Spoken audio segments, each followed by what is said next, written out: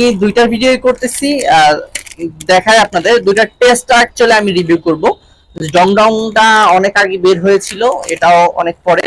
তবে এই ইস্ট চিপসটা লিখে দিয়েছে তেলে ভাজার নয়।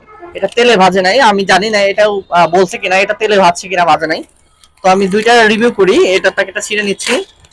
ইস্ট চিপসটা হচ্ছে লম্বা লম্বা, এটা দেখতে খুবই আকর্ষণীয়, দারুণ একটা জিনিস।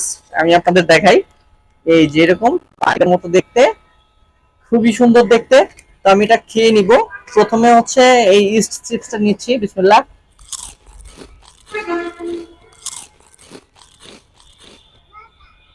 শেপটা জাস্ট এরকম। আমি হচ্ছে এখন ডং ডংটা খাচ্ছি, ছিঁড়ে নেই, খেয়ে নিব। ডং ডংটা দেখতে এরকম পাতলা পাতলা, এটাও খেয়ে নিচ্ছি।